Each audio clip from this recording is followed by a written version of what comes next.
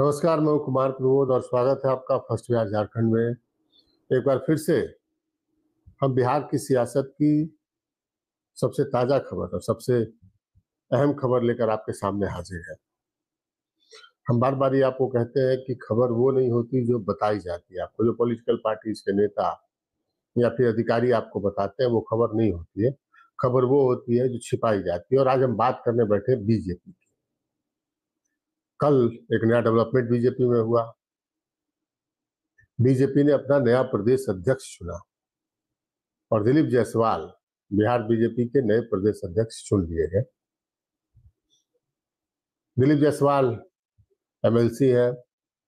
दिलीप जायसवाल अभी फिलहाल राज्य सरकार में मंत्री है, लगातार 3 टर्म से एमएलसी है वो।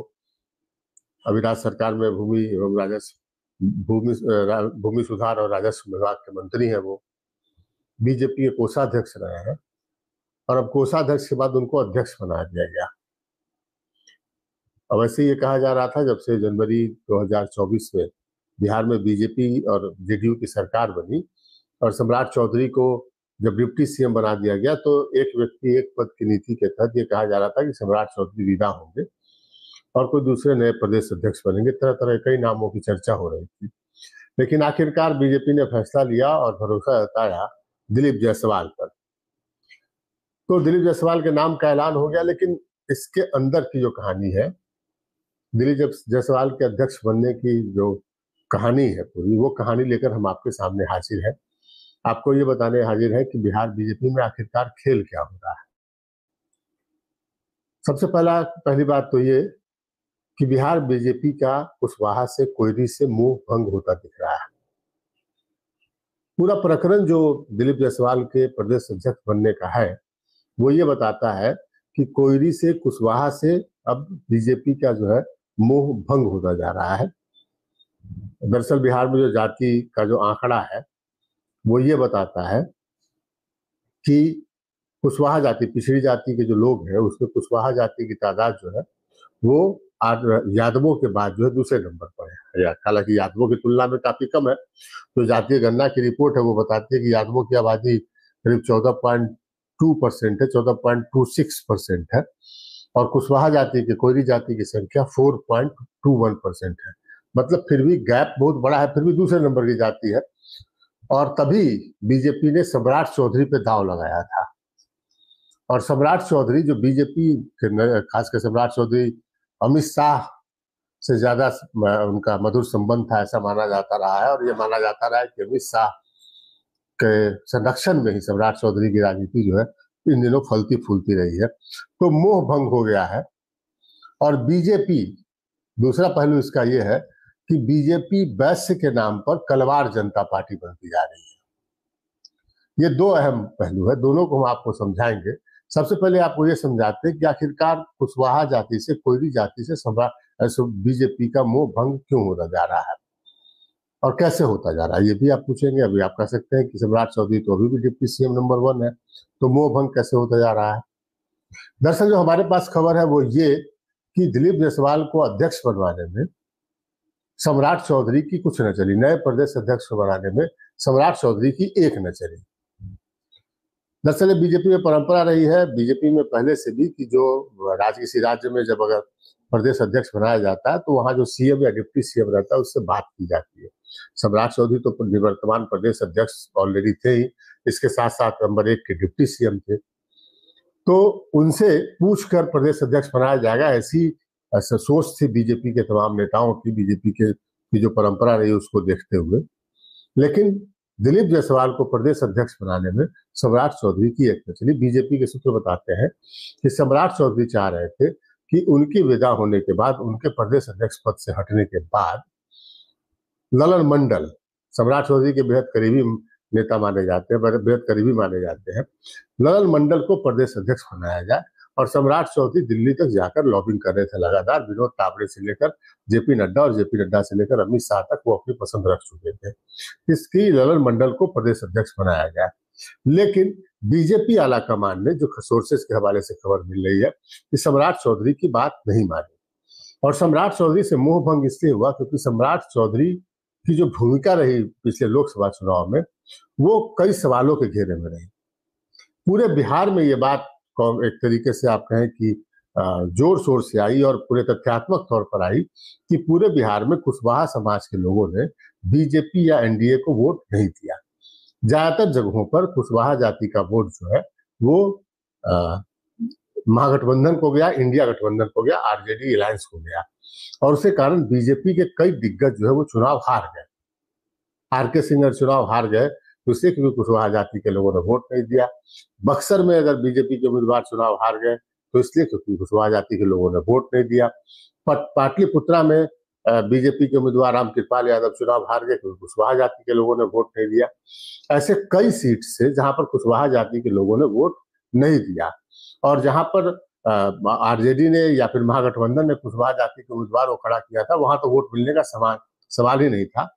सम्राट चौधरी का जो अपना गृह क्षेत्र है खगड़िया, वहां भी कुशवाहा जाति के लोगों ने, वहां पर लोजपा के उम्मीदवार थे, लोजपा रामविलास के उम्मीदवार राजेश वर्मा, वहां भी कुशवाहा जाति के लोगों ने, जो आंकड़े हैं कुशवाहा बहुल्य गांवों के, उन लोगों ने लोजपा के उम्मीदवार को, एनडीए को वोट नहीं दिया। वहां भी कुशवाहा जाति के लोगों ने वोट जो है वो दिया महागठबंधन के उम्मीदवार को। वहां पर कुशवाहा जाति के संजय कुमार खड़े थे सीपीएम की ओर से, इंडिया गठबंधन की ओर से। तो बीजेपी आला कमान की नजर में ये बात थी और बड़ी बात ये थी उपेंद्र कुशवाहा की हार। ये खबर सियासी गलियारे में लगातार तैर रही है कि उपेंद्र कुशवाहा को की हार सुनिश्चित कराने में सम्राट चौधरी की भूमिका रही। तो उपेंद्र कुशवाहा से आप बात कीजिए तो वो बोलते नहीं है कि सबको मालूम है कि मुझे कौन हराया। तो ये चर्चा है कि पवन सिंह को जो वहां खड़ा किया गया उसमें सम्राट चौधरी की भूमिका थी। हम नहीं जानते कि सम्राट चौधरी की कितनी भूमिका थी, लेकिन चर्चा सियासी गलियारे में यही है कि पवन सिंह को खड़ा कराने में सम्राट चौधरी का अहम रोल था, क्योंकि सम्राट चौधरी ये नहीं चाहते थे कि उनके मुकाबले कोई दूसरा कुशवाहा जाति का लीडर जो है वो बिहार में जो है वो खड़ा हो। लिहाजा अब उपेंद्र कुशवाहा को हराने में उन्होंने हराने के लिए पूरी ताकत लगाई। ये पूरा मैसेज गया पूरे एनडीए के लोगों में, और इसके साथ साथ आप कह सकते हैं कि पूरा सियासी गलियारे में और कुशवाहा जाति के भीतर भी ये मैसेज गया कि उस उपेंद्र कुशवाहा को हराने में सम्राट चौधरी की जो है भूमिका थी। और उपेंद्र कुशवाहा ने अपनी ये व्यथा और पीड़ा बीजेपी आला कमान को जाकर बताई थी और उसके बाद उनको कहा गया कि आपको राज्यसभा भेजा जाएगा, आप चिंता मत कीजिए, आपको कंपनसेट करेंगे। लेकिन इस पूरे प्रकरण में सम्राट चौधरी की भूमिका सवालों के घेरे में आ गई। लिहाजा हुआ ये कि जब नए प्रदेश अध्यक्ष की जब नियुक्ति हुई तो उसमें जो है सम्राट चौधरी की नहीं चली, और सम्राट चौधरी ने जो सम्राट चौधरी जिस आदमी को प्रदेश अध्यक्ष बनाना चाह रहे थे वो प्रदेश अध्यक्ष नहीं बन पाए। दिलीप जायसवाल वैसे बहुत संगठन के बहुत आदमी नहीं रहे हैं, उनका मेडिकल कॉलेज है और एक चुनाव जो है वो जीत जाते हैं जो है वो विधान परिषद का। इसके अलावा कोई बड़ी भूमिका पार्टी में उनकी रही नहीं, कोषाध्यक्ष वो बने रहे। कोष वाले आदमी हैं, मेडिकल कॉलेज चलाते हैं, यूनिवर्सिटी चलाते हैं, तो कोष वाले आदमी हैं, वो उनकी पहचान थी। सुशील मोदी के ये राजनीतिक शिष्य हुआ करते थे, सुशील मोदी से इनका गहरा, स्वर्गीय सुशील मोदी से गहरा लगाव था। लेकिन अचानक से प्रदेश अध्यक्ष बन जाना ये कई लोगों को चौंका गया। लेकिन सवाल खड़ा होता है कि दिलीप जायसवाल को इस तबके के नाम पर खड़ा प्रदेश अध्यक्ष बनाया गया, बीजेपी कौन सा गेम खेल रही है।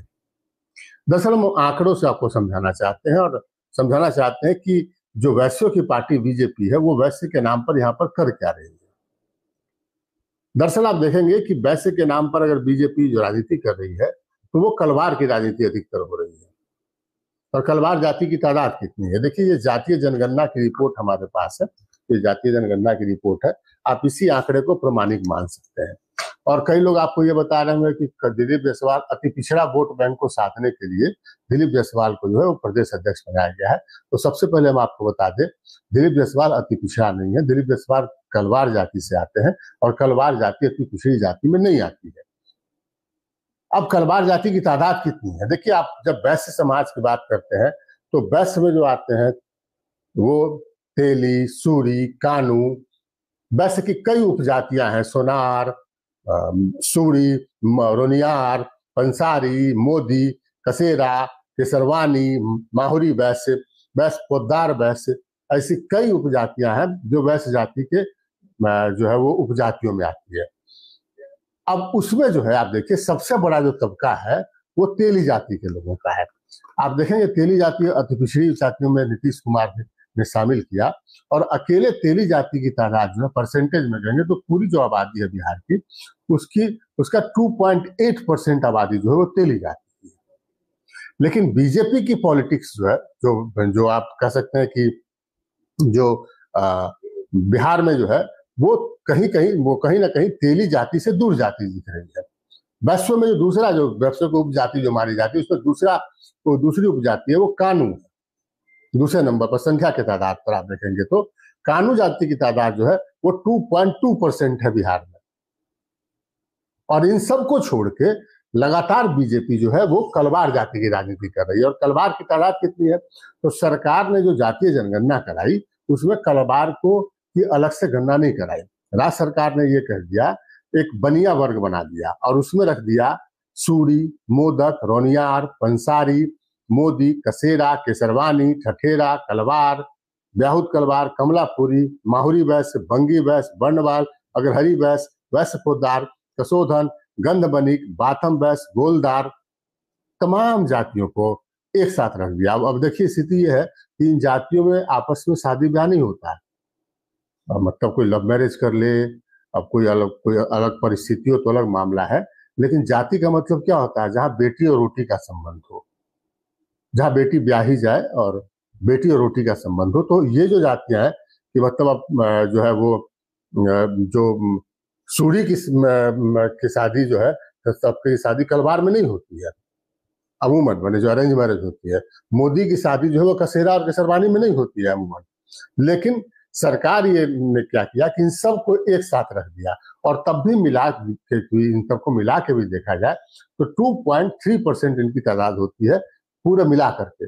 और जहां तक कलवार जाति की अकेले बात करें तो कलवार जाति की तादाद जो है वो 0.5% से भी कम बिहार में है। इसके बावजूद बीजेपी की राजनीति कलवार जाति की इर्द गिर्द घूम रही है। दिलीप जायसवाल उसके एक उदाहरण है। इससे पहले आपने देखा था कि बीजेपी के प्रदेश अध्यक्ष बनाए गए थे, वो भी कलवार थे, संजय जायसवाल।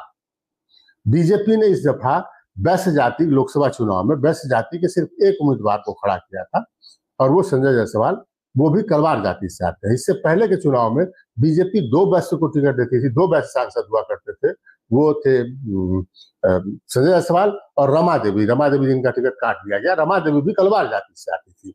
इसके अलावा आप देखेंगे बीजेपी ने पिछली सरकार जो बनी थी 2020 में, तो डिप्टी सीएम बनाया था, जो डिप्टी सीएम जिनको बनाया था वो भी जो है वो कलवार जाति से आते थे। तो कुल मिलाकर जो स्थिति है कि बीजेपी की राजनीति जो है वो कलवार जाति के इर्द गिर्द, तारकिशोर प्रसाद की हम बात कर रहे थे जो पिछली दफा हम बताना भूल गए, जो पिछली दफा डिप्टी सीएम बने थे, वो भी कलवार जाति से आते हैं।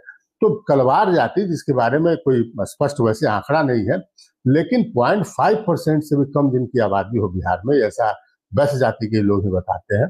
बीजेपी की राजनीति कलवार जाति के इर्द गिर्द ही घूमती नजर आ रही है बिहार में वैश्य के नाम पर। तो जहां इसको लेकर आपने देखा कि कई जगह पर बीजेपी, जब पिछला चुनाव हुआ तो तेली और सूढ़ी और कानू जैसे जातियों में नाराजगी भी झलकी। आप खासकर देखें कि तेली जाति के सांसद हुआ करते सुनील कुमार पिंटू, तो वहां सीतामढ़ी के सांसद थे, वहां टिकट काटकर उनका, और वहां पर देवेश चंद्र ठाकुर को टिकट दिया गया था। और ये माना गया था कि वहां से लेकर और सीतामढ़ी से लेकर शिवहर जैसे लोकसभा क्षेत्र में बड़े पैमाने पर तेली, सूढ़ी, कानू, इन तमाम जाति के लोगों ने जो है वो बीजेपी को छोड़ के महागठबंधन के साथ या इंडिया गठबंधन को वोट दिया था, क्योंकि उसका मोह जो है वो भंग हो गया था बीजेपी से। तो बीजेपी की राजनीति जो है, अब बीजेपी किस हिसाब से राजनीति कर रही है, अमित शाह किस हिसाब से अपना चाणक्य बुद्धि लगा रहे हैं, क्योंकि वो बार बार खुद पर कह चुके हैं कि बिहार के मामलों को वो खुद डील करते हैं। लेकिन वैश्य के नाम पर बीजेपी कलवार लोगों की पार्टी बनती जा रही है। एक दौर सुशील मोदी का था, वो भी वैश्य समाज तबके से आते थे, तो उस दौर में अलग अलग उपजातियों को अलग अलग उपजाति जो वैश्य में जो वैश्य समाज बनिया वैश्य समाज में जो अलग अलग उपजातियां, उन उपजातियों के लोगों को जो है वो अलग अलग महत्व दिया जाता था। लेकिन अब ये पूरी तरीके से कलवार जाति पर बीजेपी में सिमटता हुआ जा रहा है, और इसका नतीजा ये है कि नाराजगी पहले से थी तेली, सूरी जैसे जो बीजेपी के कानू जैसे लोगों में, हालांकि कानू समाज से बीजेपी ने एक मंत्री बना रखा है, केदार प्रसाद मंत्री है कानू समाज से, लेकिन लोग अब कहने लगे, और हमारे पास कई वैसे नेताओं के फोन आए हैं कि बीजेपी का मतलब कलवार जनता पार्टी हो गया है क्या। तो हमने इससे बीजेपी से जुड़े जो तत्व को बताया। बीजेपी कह रही है कि संगठन में जो उसका फेरबदल उसने किया है वो अगले विधानसभा चुनाव को के मद्देनजर किया है, लेकिन बीजेपी का जो सोशल इंजीनियरिंग था वो कहीं ना कहीं एक बार फिर से जो है वो ध्वस्त टूटता हुआ नजर आ रहा है। 2024 में के लोकसभा चुनाव में बीजेपी का सोशल इंजीनियरिंग पूरी तरीके से ध्वस्त हो गया था। ये कहने की बात नहीं है, क्योंकि आपने देखा होगा कि बीजेपी जिस पर सबसे ज्यादा भरोसा कर रही थी कुशवाहा समाज पर, उसका वोट भिड़क गया। वो तो मोदी नाम था और 5 किलो अनाज का असर था, जो एनडीए गठबंधन 30 सीट जीतने पर कामयाब हो गया। उसके कारण ये 5 किलो अनाज का मतलब ये हुआ कि पिछड़ी जाति का वोट जो है और दलितों के एक बड़े तबके का वोट जबरदस्त तरीके से बीजेपी को पड़ा था। लेकिन कलवार जाति के लोगों को, कलवार जाति के नेता को आगे करके, उनके नेताओं को आगे करके बीजेपी क्या साबित करना चाहती है, बीजेपी कौन सा समीकरण साधना चाहती है, ये समझ से परे है बिहार के राजनीतिक गलियारों में बैठने वाले लोगों को। और उनके बिहार में जो लोग हैं जो राजनीतिक घटनाक्रमों पर नजर रखते हैं, उनके लिए ये समझ से परे है कि बीजेपी खुद को कलवार जनता पार्टी साबित करके क्या हासिल करना चाहती है। क्या हासिल होगा ये हम देखेंगे, अगले साल चुनाव है और ये देखना दिलचस्प होगा। फिलहाल इतना तो जरूर है कि सम्राट चौधरी के पर कतर दिए गए हैं, और सम्राट चौधरी का जो रुतबा अभी से कुछ दिन पहले तक 2024 के लोकसभा चुनाव के पहले तक हुआ करता था, वो रुतबा बेहद कम हुआ है। सम्राट चौधरी शायद न संभले और क्राइसिस मैनेजमेंट न किया उन्होंने, तो उनकी स्थिति और खराब हो सकती है। आगे क्या कुछ होगा ये हम आपको बताएंगे, लेकिन फिलहाल तो हमें इजाजत दीजिए। नमस्कार। पैनोरमा ग्रुप, जो सोचता है वो करता है। ये लो मुंह मीठा करो, आज मैंने अपना जॉब छोड़ दिया, अब हम पूर्णिया वापस जाएंगे। जॉब छोड़ दिया है मतलब? ये घर कैसे चलेगा, हम करेंगे क्या, और माँ बाबूजी क्या बोलेंगे? इसलिए मैं एक और मिठाई का डब्बा लाया, अपने बिजनेस के लिए लोन अप्रूव हो गया। अरे लोन अप्रूव हो गया वो तो ठीक है, लेकिन पूर्णिया में हम रहेंगे कहाँ? अपना घर भी तो नहीं है वहां। इसलिए तो एक और मिठाई का डब्बा अलग से लाया हूं, हमने पूर्णिया में घर ले लिया है, पूर्णिया के ई होम्स पैनोरमा में। पूर्णिया में पैनोरमा ग्रुप लेकर आए हैं ई होम्स पैनोरमा, बड़ा घर, आलीशान जिंदगी और अत्याधुनिक सुविधाओं के संग। अरे अरे, अब क्यों मुंह मीठा करवा रही हो? क्योंकि हम घर वापसी जो कर रहे हैं। घर वापसी की खुशी पूर्णिया में ई होम्स पैनोरमा के संग। E homes panorama, luxurious lifestyle redefined.